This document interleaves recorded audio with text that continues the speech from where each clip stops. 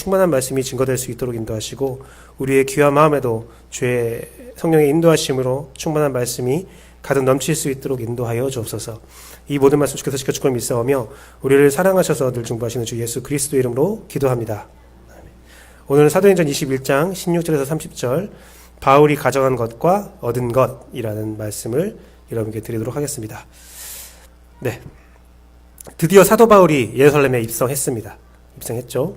마치 죽음을 알고도 예루살렘에 들어온 사도 바울은 예수 그리스도처럼 그렇게 행동을 하는 것처럼 우리가 볼 수가 있죠. 그리고 바울은 야고보를 찾아갑니다. 야고보에게 간 바울은 자신의 사역에 대해서 이야기를 하죠. 내가 이렇게 선교를 했습니다 라고 말을 하자 야고보가 축복을 합니다. 그런데요, 오늘 바울이 야고보를 찾아갈 때에 그냥 선교 보고만 한 게 아니었어요. 통상 우리가 선교 보고를 교회에서 들으면 우리가 이제 헌금을 후원하고 우리의 정성을 모아서 선교지에 드리잖아요. 그런데 바울은 반대로 했어요. 로마서 15장 25, 26절을 함께 볼까요? 로마서 15장 25, 26절을 함께 보면 이렇게 되어 있습니다. 그러나 이제는 내가 성도를 섬기는 일로 예루살렘에 가노니 이는 마게도니아와 아가야 사람들이 예루살렘 성도 중 가난한 자들을 위하여 기쁘게 얼마를 연보하였습니다. 그리스에 있는 사람들이 예루살렘에게 연보를 했어요. 반대로. 그리고 사도행전 24장 17절 나중에 이제 붙잡혀서 바울이 자신을 변론할 때 이런 말을 합니다. 여러 해 만에 내가 내 민족을 구제할 것과 재물을 가지고 와서 라는 거예요. 즉 예루살렘 교회에 있는 사람들만 연보하는 것이 아니라 예루살렘에 살고 있는 모든 유대인들을 위하여 연보함을 갖고 왔어요. 이게 어떤 거냐면 예루살렘에 큰 기근이 있었다고 합니다. 그래서 많은 사람들이 굶고 있었는데 그 소식을 들은 그리스 사람들이 헌금을 모은 거예요. 그래서 바울에게 이 헌금을 그들에게 가져다 주십시오 라고 한 거예요. 반대죠. 이렇게 생각하시면 될 것 같아요. 저희가 인도네시아에 선교를 하고 있는데 인도네시아, 필리핀에 선교를 하면 그분들이 경제적 상황이 우리보다 좋진 않잖아요. 사실 좋지 않잖아요. 그런데 그 선교를 했더니 그들이 그 소식을 우리가 힘들다는 소식을 듣고 우리에게 연금을 연보를 보낸다는 그렇게 이해하면 될 것 같습니다. 물론 그리스 사람들이 예루살렘 사람보다 못 사는 건 아니었죠. 그 당시에는. 어쨌든 우리가 선교한 지역에서 오히려 우리를 돕는 손길을 보내왔다는 거예요. 바울 사도는 선교 보고와 함께 그 연보의 소식을, 기쁜 소식을 갖고 왔습니다. 귀한 사역뿐만 아니라 어려운 상황 가운데서 연보함, 구휼함을 갖다 줬는데 그 소식을 들은 예루살렘 교회는 대답은 정말 엉뚱한 대답이 나오죠. 예루살렘 공동체는 바울 네가 유대인들을 가르치는데 율법은 무시한다는 말을 들었다. 그런 소식을 들었다라는 거예요. 그러면서 넌 그런 사람 아니지? 그러면 그것을 증언하기 위해서 한 가지 조언을 해주는 모습이 오늘 본문에 나와 있습니다. 하나님 앞에서 우리가 서원할 사람 4사람이 있는데 그 사람을 데리고 너희가 가서 그 사람을 데리고 가서 그들의 서원 비용을 대라는 거예요. 이게 무슨 말이냐면 이스라엘 사람들 유대인들이 서원할 때는 제물과 제단을 쌓아요. 서원하면서 제물을 드리는데 그 모든 제물들 결례에 있는 비용들을 바울이 대면 그 모인 사람들이 바울이네? 바울이 율법을 지킨 사람이네? 라고 하지 않겠냐. 네가 우리의 율법을 잘 지키는 모습을 보여라. 네가 율법을 중시하는 사람이라는 것을 다른 사람에게 널리 알려라. 라고 말하는 거예요. 그러면서 예루살렘 사람들이 이렇게 말합니다. 우리가 이방인들에 대해서 우상의 제물과 피와 목매어 죽인 것과 음행을 피하라는 말만 전했고 그 다음 율법들은 행하지 않아도 할례도 그때 할례 논쟁이 끝났었잖아요. 할례를 행하지 않아도 우리 공동체 안에 유입되는 것을 우리가 선포했었다라는 말을 합니다. 이 내용 기억나시죠? 우리가 과거에 이방인이 교회 공동체로 유입되는 것을 어떻게 할례로 받지 않고 어떻게 그리스도인이 될 수 있어? 라고 말했을 때 바울과 사람들이 예루살렘에 가서 그 문제를 논쟁하고 베드로와 야고보의 말을 통해서 할례 없이도 율법과 무관하게 공동체로 유입되는 것을 허락하고 그 두 가지만 음행한 우상의 제물을 먹는 거하고 음행하는 것만 하지 마라 라고 했던 사건들이 기억나잖아요. 근데 이것은 바울의 1차 전도 여행 이후에 일어난 사건이에요. 자, 그래서 바울의 연대기를 준비했습니다. 바울의 연대기를 보면 1차 전도 여행 때에 와서 48년, 49년이라고 되어 있죠. 그때 나와서 그 할례 논쟁을 종식시켰어요. 그 다음에 이제 바울이 잡히는 때는 언제냐? 바울이 잡히는 것은 2차와 3차 전도 여행을 마친 이후에 57에서 59년도라는 거예요. 그러니까 48년도에 할례 논쟁이 끝나서 이방인들은 율법을 더 안 지켜도 돼. 예수 그리스도만 믿으면 되는 거야. 라고 선포가 됐어요. 그 선포된 율법의 자유함을 선포된 이후에 몇 년이 지났습니까? 10년이 지났어요. 우리가 책을 읽으면 되게 순식간에 지나가기 때문에 되게 빨리빨리 일어난 것 같잖아요. 율법에 대한 논쟁이 예루살렘 교회에서 끝난 지, 종식된 지 10년 동안 변하지 않았어요. 정책은 율법을 이방인들은 그렇게 우리가 강조하지 않아도 돼. 구원과 율법은 이제 너 떨어진 거야 라고 선포했는데도 불구하고 아직도 이 논쟁이 끝나지 않은 모습들을 우리가 알 수 있죠. 기존 유대인들이 사도 바울을 따라다니면서 사역을 방해하는 모습들 우리가 볼 수가 있습니다. 사역 방해뿐만 아니라 어떻게 합니까? 거짓말까지도 하죠. 사도 바울은 분명 유대인이 아닌 이방인들에게만 율법에 대한 이야기를 했는데 이들의 소식은 사도 바울이 유대인까지도 율법을 지키지 않게 한다라는 거예요. 저는 정말 이해할 수가 없어요. 이러한 상황들이. 저는 개인적으로 정말 이해할 수 없어요. 물론 기존 질서를 파괴하고 새로운 개혁을 이루는 것은 모두가 찬성할 수 없고 반발이 있다는 것은 저도 인정하는 바입니다. 하지만 10년 너무 길잖아요. 10년 동안 그 문제가 해결되지 않고 가짜뉴스가 판친다는 것은 너무나 충격적인 일 아닙니까? 그런데요, 오늘 본문의 바울은 어떤 모습을 보입니까? 바울은요, 그 제안을요, 수용해요. 네가 율법을 지키는 모습을 사람들에게 보여라 라는 제안을 수용합니다. 우리는 그동안 율법에 대한 바울의 자세를 우리가 알 수 있어요. 하나님 안에서 발견된 진리와 다른 행보를 지금 권유받고 있는 거예요. 율법이 복음의 진수가 아니한데 네가 율법을 지키는 모습을 좀 보였으면 좋겠어. 외식적인 모습을 보이라는 거잖아요. 사도 바울이 거절할 수 있었어요. 그게 중요한 게 아니잖아요. 저를 반대해도 괜찮습니다. 라고 말할 수 있었어요. 10년 전에 우리가 이 문제는 종식시켰잖아요. 고칠 사람은 당신들이지 내가 아닙니다. 라고 말할 수 있었어요. 하지만 바울은 그들의 의견을 수용하고 그들이 원하는 모습으로 순종합니다. 네 사람을 데리고 서원자를 데리고 성전에 가서 모든 비용을 다 책임지고 율법을 완수합니다. 평화롭게, 화목하게, 화평하게 모든 것들을 완수한 사이에 어떤 일이 벌어집니까? 오늘 본문에 기록된 것은 아시아에서 온 유대인들이 바울을 보고 충동질하는 사건이 벌어져요. 아시아에서 온 유대인들이에요. 아시아에서 온 유대인들이 바울을 보고 야, 저 사람은 성전에 에베소 사람 이방인을 드리려 한다 라고 하자 바울이 율법 파괴자다, 성전 파괴자다 라는 말 하니까 많은 사람들이 와서 바울을 성전에서 끄집어내죠. 끄집어내요. 그리고 다음 주에 함께 볼 본문에 보면 그 로마 병정들이 와서 바울과 사람들 떼어놓는데 떼어놓는 본문에 이렇게 기록되어 있어요. 바울을 때리는 일을 그만두고 한마디로 끄집어내서 바울을 마구마구 팬 거예요. 네, 약간 우리가 좀 이해하기 쉽지만 은어로 말하면 다구리를 깐 거죠. 막 깐 거예요. 그리고 오늘 본문의 마지막에는 이렇게 기록되어 있습니다. 성전문이 닫혔다.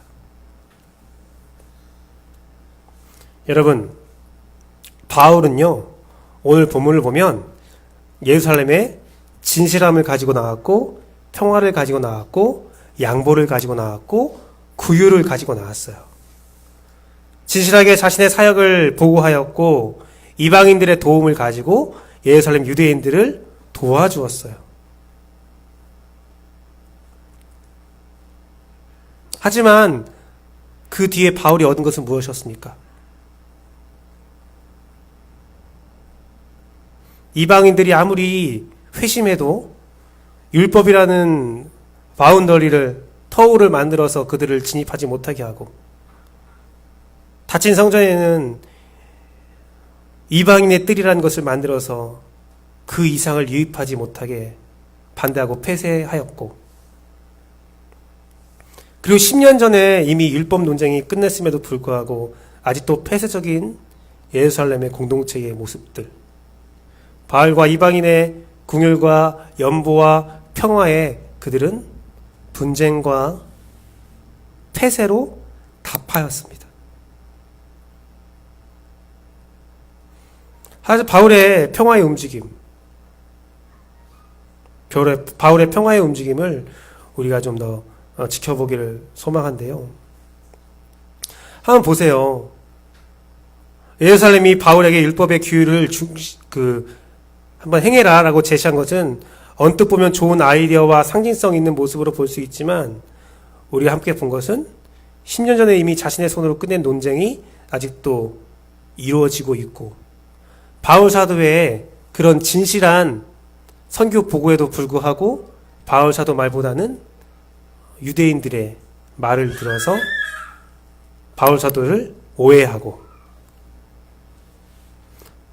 바울 사도는 적지 않게 실망할 수 있었지만, 바울 사도는 예루살렘의 고착된 생각과 사고와 고집과 편협과 독선, 혐오, 그 10년의 세월도 뛰어넘지 못한 그들의 그 안타까운 모습에 고통스러워할 수 있었지만, 바울은 그들의 이야기에 양보하고 귀를 기울여 줍니다. 맞아요. 그런데요, 사실 폐쇄된 사고는 쉽게 해결되지 않습니다. 역사적으로도 보여주고 있는데요, 미국의 노예제도가요, 에브라함 링컨에 의해서 해방이 세워낸 것이 1865년이에요. 그런데요, 1963년에 마틴 루터 킹은 I have dream이라는 설교를 합니다. 아직도 흑인에 대한 뭐라고 하죠? 인종차별이 있었고 그들을 무시하는 사회 경향이 있었어요. 노예제도가 폐지된 지 100년이 지나도 그 문제가 해결되지 않았던 거예요. 그럼 오늘날은 어떻습니까? 오늘날도 인종차별의 모습이 남아있지요. 이 시대적 아픔, 폐업한 사고는 쉽게 해결되지 않습니다. 그러면 그 사고에 대해서, 폐업한 사고에 대해서 양보하지 않은 사회에 대해서 반응하는 방법은 두 가지 방법이 있어요. 첫 번째는 폭력적인 방법이 있어요. 봉기, 혁명. 또 하나는 비폭력인 방법이 있어요. 비폭력적인 방법. 꼭 폭력과 비폭력을 떠나서 말하자면 감성적인 방법도 있고 강경한 방법이 있어요. 강성적이고 강경한 방법이 있고, 또 다른 방법은 부드럽고 양보하고 인내하고 평화로운 방법이 있습니다. 바울 사도는 평화의 방법을 선택한 거예요. 예루살렘에서 이러한 일을 제시했을 때 그럴 수 없다! 10년 전에 이미 끝난 논쟁을 내가 이렇게 반응할 수 없다! 라고 말해도 할 말이 없어요. 그게 사실이니까요. 내 선교 보고를 보고도 내가 유대인들에게 율법을 지키지 말라고 했던 것이 여러분이 믿어지느냐? 내가 뭐들로 그런 것들을 행해서 그들 앞에서 그 모습을 보여야 되냐? 라고 말할 수가 있었어요. 하지만 바울은 그러지 않았다고요. 그 제안을 수용했다고요. 그 모든 것들을 수용했다고요. 하지만 그 방법이, 그 평화로운 방법이 주의 길이 맞고 사랑의 길이 맞고 평화와 화목의 길이 맞지만 그 방법이 늘 좋은 결과를 가져오지는 않습니다. 우리는 때로 평화로운 방법을 선택하지만 그 결과로 더 상처받고 더 낙심한 일이 일어날 수 있습니다. 오늘도 바울이 연보도 가지고 왔고 선교 보고도 갖고 왔고 좋은 기쁜 소식을 많이 갖고 왔지만 또한 그들의 말에 양보하고 그들 앞에 함께 화목을 이루었지만 그 결과는 성공하지 못했어요. 좋은 반응이 나오지 않았어요. 유대인의 반응은 본문에서 나오는 유대인의 반응은 변함이 없었습니다. 본문에서요, 아시아에서 온 유대인이라는 표현에 주목하세요. 유대인들이 바울을 사로잡은 게 아니라 아시아에서 온 유대인이라는 표현이 되어 있잖아요. 여러분, 아시아에서 온 유대인 누가 연상되나요? 사도 바울이 선교 여행을 나갈 때에 바울에게 반대했던 유대인들이 순회 방해단을 만들죠. 순회 선교단을 만들어서 바울이 선교한 것처럼 순회 방해단들이 있어서 끝까지 따라다니면서 바울을 방해하는 유대인들의 모습을 우리가 나누어 봤었잖아요. 본문에 꼭 그렇게 기록되어 있잖아요. 어디에서 온 유대인들이, 또 어디서 온 유대인들이. 그 지역이 아시아 지역이었잖아요. 아시아에서 온 유대인들이 또 나타난 거예요. 프로 방해꾼. 누구도 몰랐는데 바울이 함께 다녔던 예루살렘에서 같이 다니는 사람이 에베소 사람이라는 것을 누가 알겠어요? 그 지역 유대인들이 아는 거죠. 끝까지 따라다니면서 방해한 유대인들이 예루살렘까지 따라온 거죠. 극렬한 반대꾼들, 끊임없는 반대꾼들. 그들의 선동에 의해서 유대인들이 하나 되어서 바울을 때렸는데, 바울을 성전에서 끌어냈는데, 여러분 기억해 보세요. 그 유대인 중에는 이방인의 연보를 받은 자도 있었을 거예요. 그 소식을 다 들었던 사람도 있을 거예요. 기근 중에 먹을 걸 주는 거예요. 물질을 주는 거예요. 이거 누가 갖고 왔어? 바울이라는 사람이 에베소 지역에서, 그리스 지역에서, 마게도니아에서 우리가 배고프다는 소식을 듣고 찾아왔대. 이거 갖고 왔대. 우리가 죽을 고비를 넘겼어. 마치 예루살렘에서 예수 그리스도를 십자가에 못 박을 때와 이렇게 똑같죠. 바나바를 살리고 예수를 죽이라 말했을 때에 그 안에는 누가 있겠습니까? 예수 그리스도로 인해서 치유받은 사람들이 있었겠죠.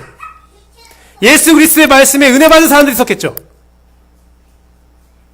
평화와 사랑과 은혜를 베품을 받았음에도 불구하고 그들의 반응은 폭력과 아픔과 혐오와 극렬한 반대죠. 그 본문의 분위기를 한 단어로 표현한 본문이 바로 우리가 함께 마지막으로 본 바울을 잡아 성전 밖으로 끌고 나가니 문들이 곧 닫히더라. 성전의 문이 닫혔고 율법의 문이 닫혔고 그들의 마음의 문이 닫힌 거예요. 바울은 양보와 평화와 인내로 그들의 문을 열려고 그토록 노력했지만 그들의 문은 아주 견고하게 닫혀 버렸습니다. 닫혀버렸어요. 그런데 사실요, 이 성전이 세워질 때 어떤 일이 있었는지 여러분이 기억할 필요가 있어요. 성전이 세워졌을 때는 양보와 평화를 가지고 성전이 세워져요. 성전을 다 짓고 솔로몬이 성전에 대한 기도를 해요. 모든 백성 앞에서 성전에 대한 기도를 드리는데 그의 성전 기도가, 봉헌 기도가 열왕기상 8장에 기록되어 있습니다. 솔로몬은 성전 앞에서 기도로 이 성전의 모습을 선포하는데 어떻게 선포하냐면 하나님과 모든 열방의 관계 회복을 선포해요. 하나님과 열방의 평화를 선포하고 있는 솔로몬입니다. 그 선포에는 어떤 내용들이 기록되어 있냐면 이스라엘이 죄악을 저지르고 나서도, 이스라엘이 전쟁에 패하고 나서도, 이스라엘이 하나님을 떠나고 나서도 이 성전에 와서 하나님 앞에서 기도드리면 평화를 회복해달라고 간구해요. 그리고 이어서 이런 말씀을 하지요. 함께 읽어볼게요. 둘, 셋. 또 주의 백성 이스라엘에 속하지 아니한 자 곧 주의 이름을 위하여 먼 지방에서 온 이방인이라도 그들이 주의 크신 이름과 주의 능한 손과 주의 펴신 팔로 소문을 듣고 와서 이 성전을 향하여 기도하거든 주는 계신 곳 하늘에서 들으시고 이방인이 주께 부르짖는 대로 이루사 땅의 만민이 주의 이름을 알고 주의 백성 이스라엘처럼 경외하게 하시오며. 성전은요, 이미 이방인들에 대해서 문을 열고 그들을 환영했어요. 어떤 자라도 여호와의 하나님의 이름을 위하여 성전을 찾고 그 안에 부르짖으면 하나님은 편견 없이 그들을 받아들이고 관계를 맺어주겠다라는 성전에 참 의미가 있어요. 이스라엘 백성과 편견 없이 동일하게 대하겠다라는 하나님의 선포가 있는 거예요.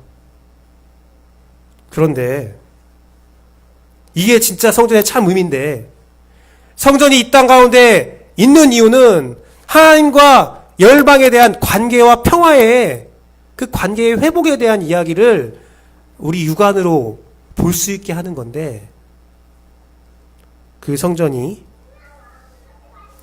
평화와 화합과 관계가 인간의 욕심과 탐욕과 독선과 생각과 고집으로 인해서 오늘 완전히 닫혀버린 겁니다.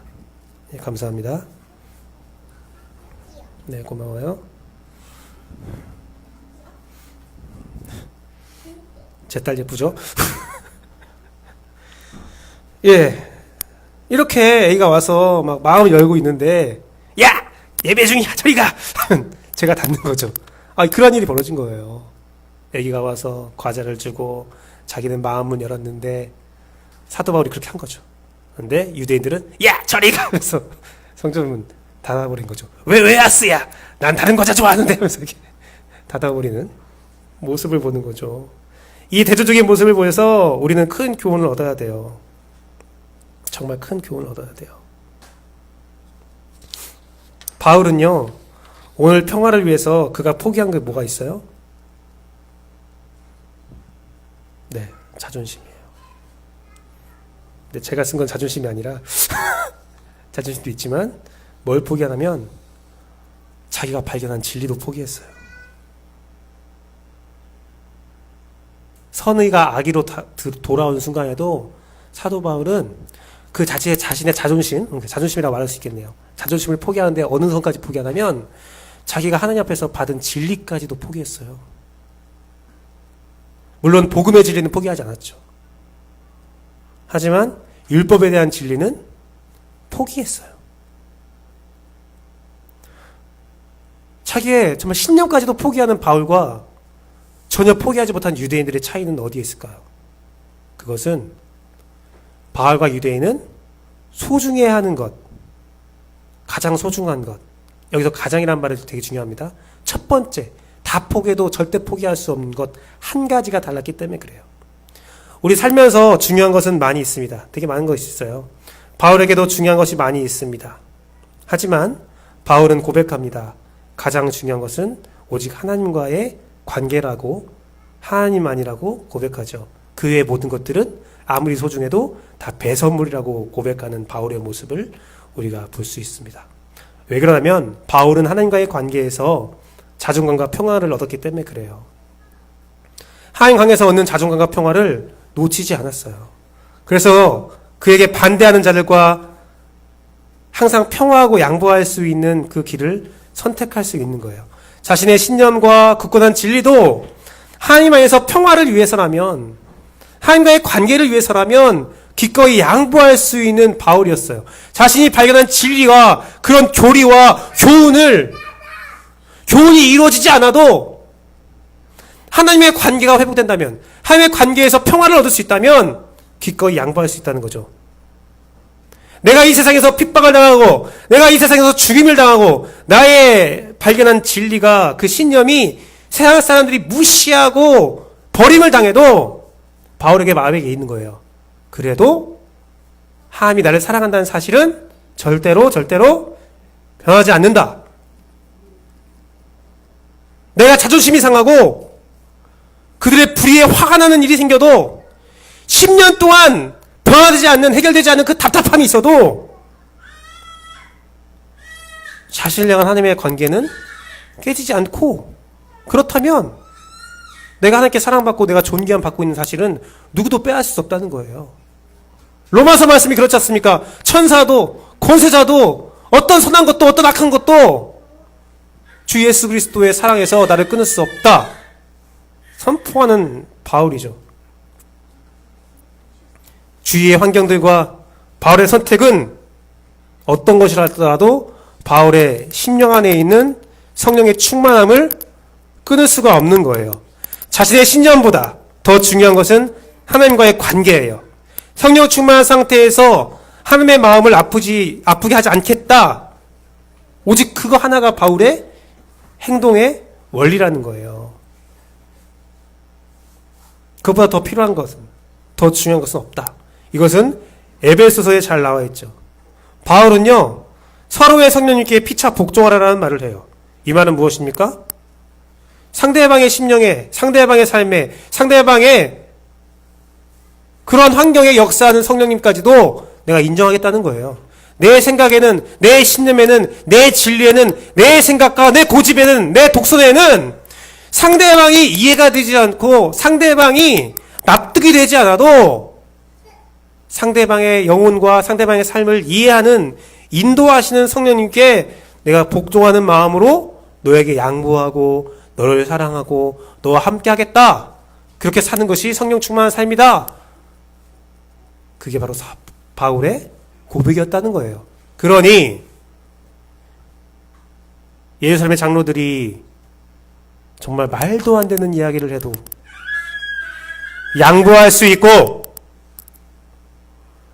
예루살렘에서 매임을 당하고 쫓김을 당하고 얻어맞음을 당해도 사도 바울은 양보할 수 있는 거예요. 여러분, 베드로가 고데로를 만날 때에 하나님께서 주신 환상을 기억하십니까? 하늘에서 더러운 부정한 음식물들이 내려왔어요. 동물들이 내려왔어요. 하나님 말합니다. 이것은 먹어라. 베드로가 고백합니다. 주여, 나는 부정한 것을 먹을 수 없습니다. 만약에 이것이 하나님의 시험이었다면 네가 부정한 것을 할 수 있나? 내 앞에서 부정한 것을 행할래? 라는 시험이었다면 베드로 훌륭해. 시험을 통과하는구나. 어떠한 일이 있어도 너는 그 부정한 것을 행하지 않는구나 라고 칭찬을 받았을 거예요. 하지만 하나님께서 원하신 것은, 베드로가 원하신 것은 그때의 시험이 아니라 이방인들을 받아들여야 돼 라는 그런 마음이었기 때문에 3번 연달아서 환상을 보여주고 베드로를 가르쳐주죠. 그동안 나의 경험과 관념과 10년이 하나님 앞에서 옳았어도 때로는 하나님이 다르다, 틀리다 할 수 있어요. 내 생각과 내 고집과 나의 관념과 신념대로 살려고 했는데 하나님이 이번에는 그러지 마 라고 말할 수 있어요. 그럴 때 우리는 성령의 음성을 잘 분별할 수 있어야 되는데 그 분별의 기준은 오직 하나, 복음 안에서 하나님과 평화하는 겁니다. 복음과 평화를 위해서는 어떤 가치도 양보할 수 있어야 된다는 거예요. 그것을 양보할 때 나를 막는 것은 관습과 경험과 자존심인데요. 이 자존심은 자존감과 큰 차이가 있다는 것을 여러분이 이해할 필요가 있습니다. 자존감과 자신감의 차이는, 자존심과 자존감의 차이는 그 근원이 나로부터 시작하느냐 아니면 하나님으로 시작하느냐. 사람으로 시작하면 자존심이고 하나님으로 시작하면 자존감이에요.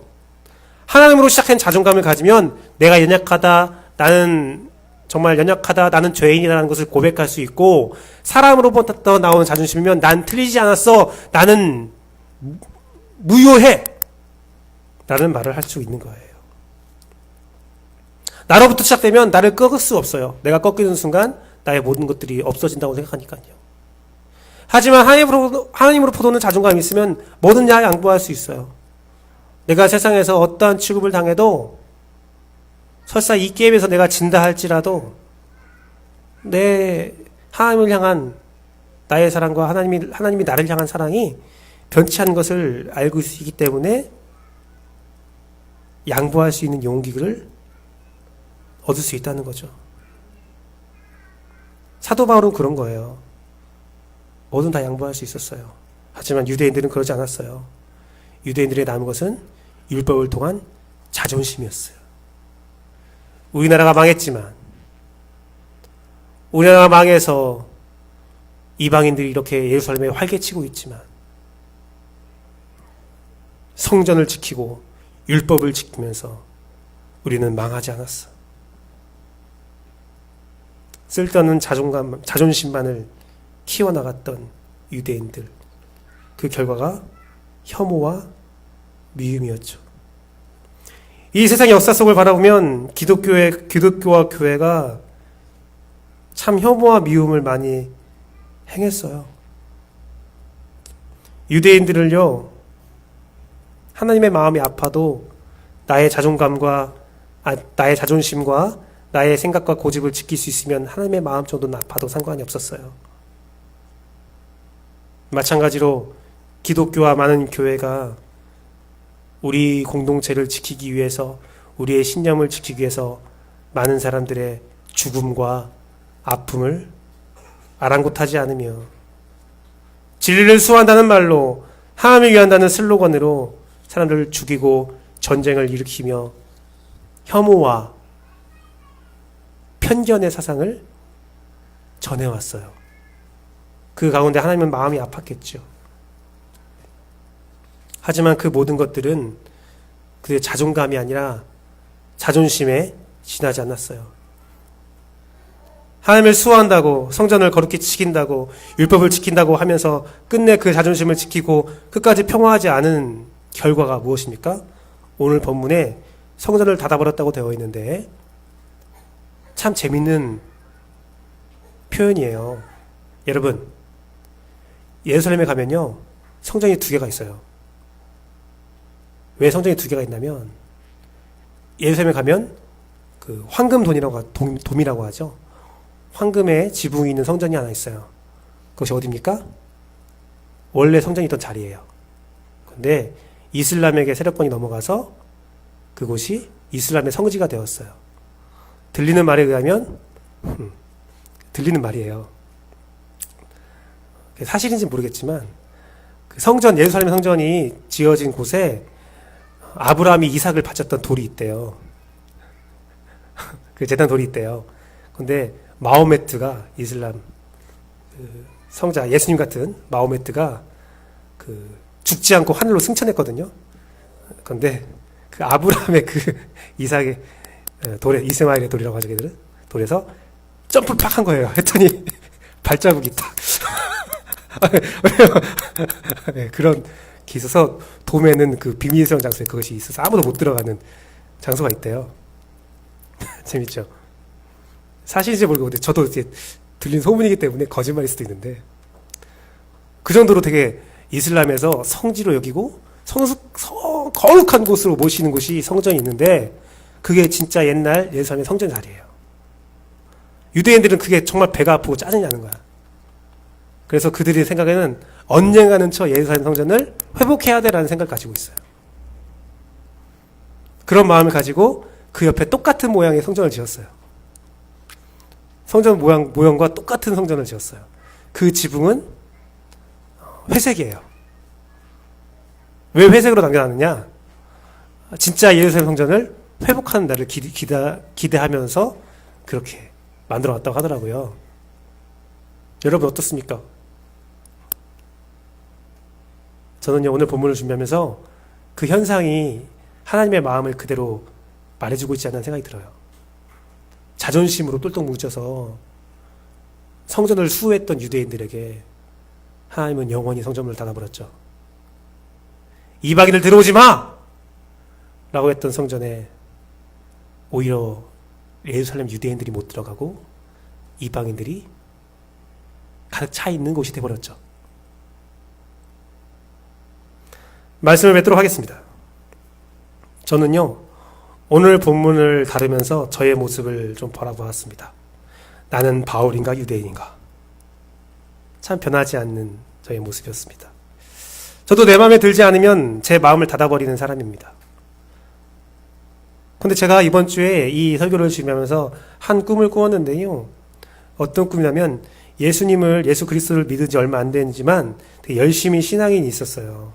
그 신앙인이 자신의 연약한 모습에 낙심하고 성령 충만의 자신감을 잃어버리고 신앙을 떠나려고 한 거예요. 나 교회 안 나올 거야.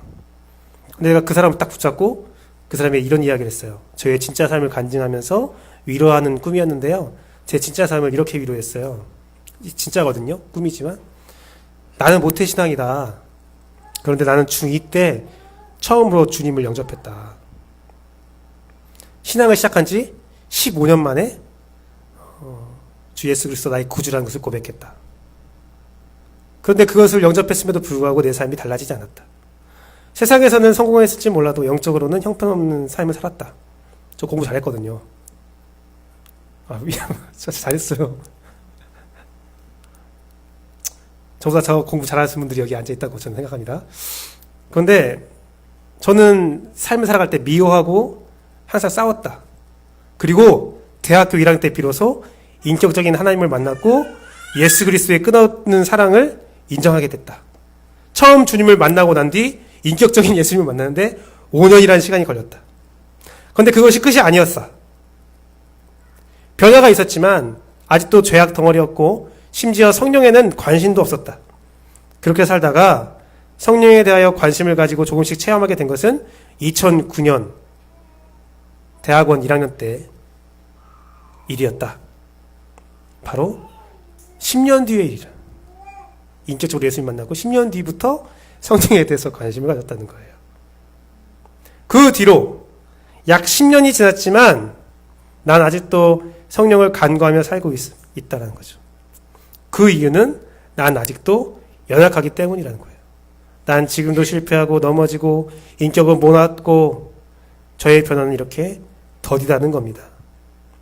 성령님의 목적은 나의 변화라는 것을 고백하면서 그 인생의 끝까지 가야 하는 오랜 시간의 여정이 걸리는 길이다.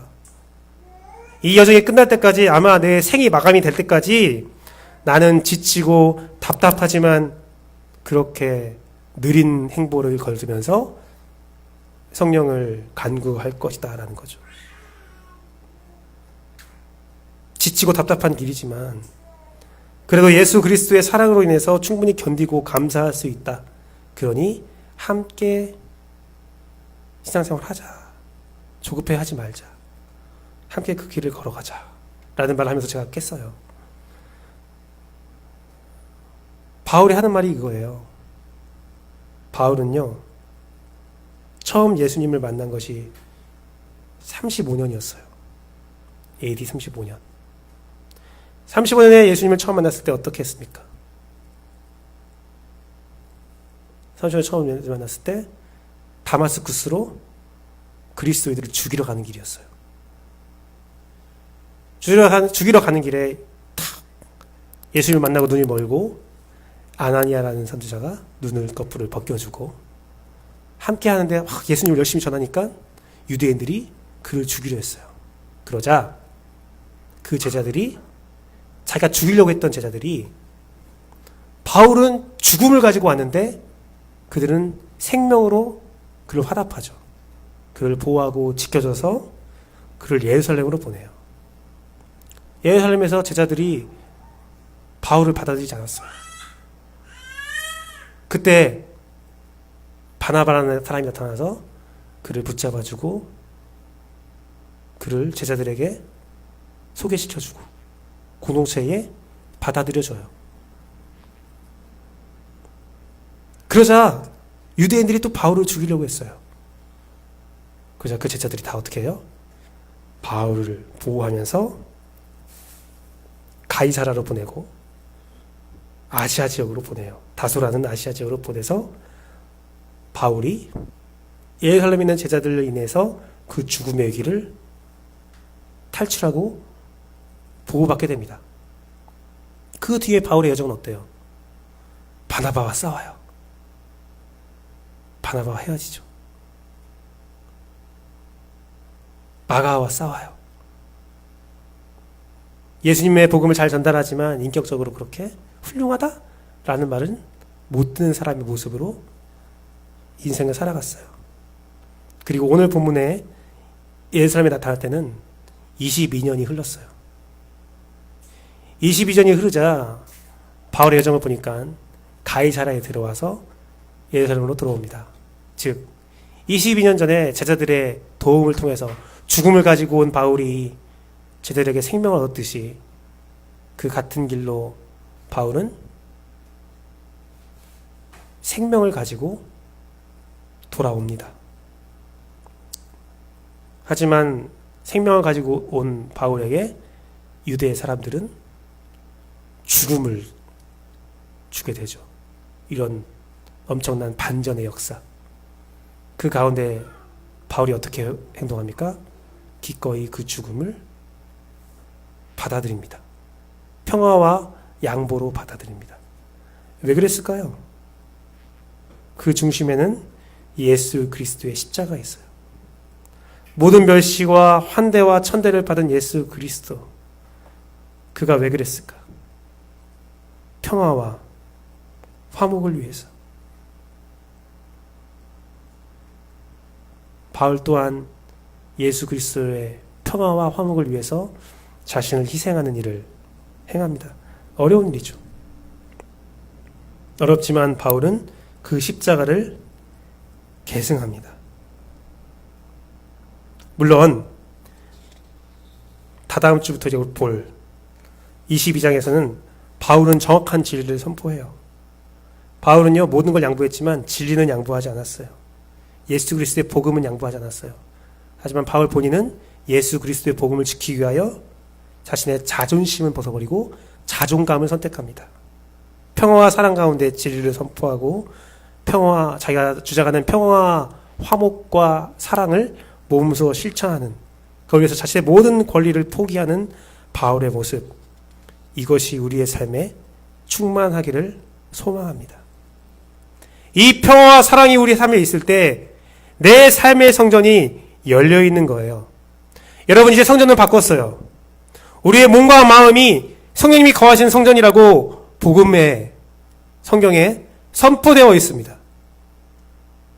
바울은 예루살렘에 선교 보고와 구휼의 기쁜 소식을 가져왔고 양보와 평화를 선택하여서 하나님께 관계를 얻었습니다. 바울의 성전인 바울의 몸은 성령 충만에 의해서 활짝 열린 것이죠. 환난과 핍박은 양념일 뿐이고 그 가운데 그 마음이 바울의 성전의 문을 활짝 열어놓은 것이죠. 여러분의 성전의 문은 어떻습니까? 열려 있습니까? 아니면 닫혀 있습니까? 여러분과 생각과 말이 다른 사람들을 내어 쫓고 성전의 문을 닫아놨습니까? 아니면 하나님께서 성전을 이 땅에 허락한 것처럼 평화와 화목을 위해서 활짝 열려 있습니까? 오늘 말씀을 보면서 또 하나 떠올랐던 것이 북한을 대하는 기독교의 논쟁이 떠올랐습니다. 지금도 많은 카톡이 저에게 오고 있습니다. 쌀 주고 돈 주고 개발해줘도 소용없다.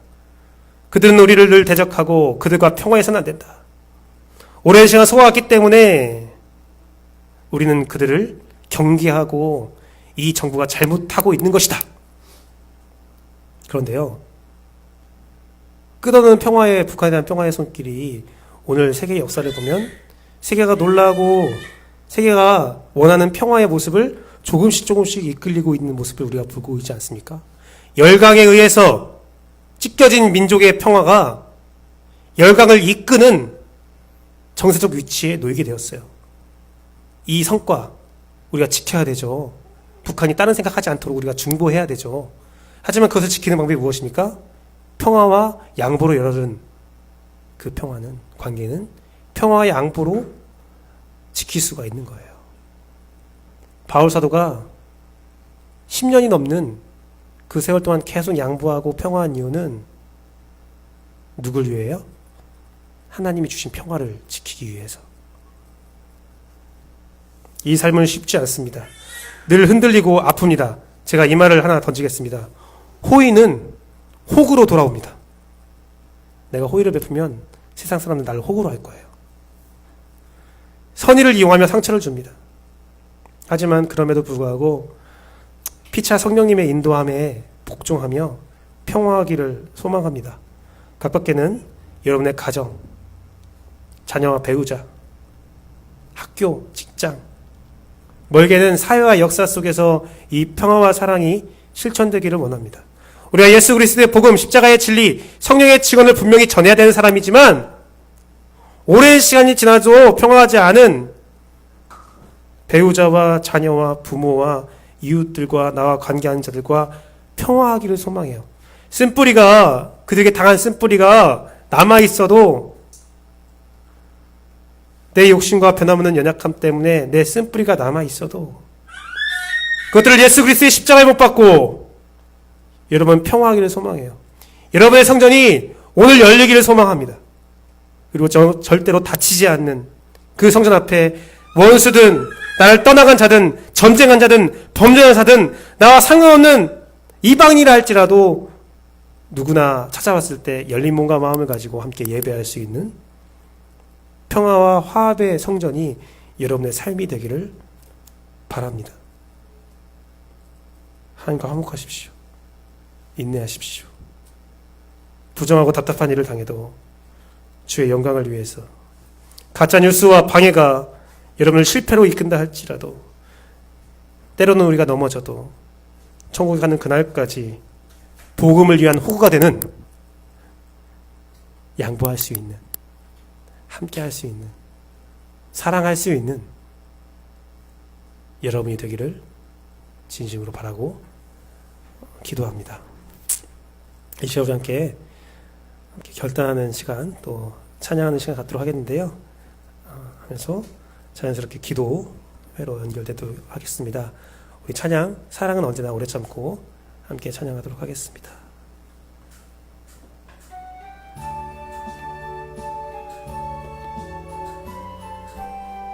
찬양의 가사를 묵상하시면서 주의 사랑 가운데 거하시는 여러분 되기를 소망합니다.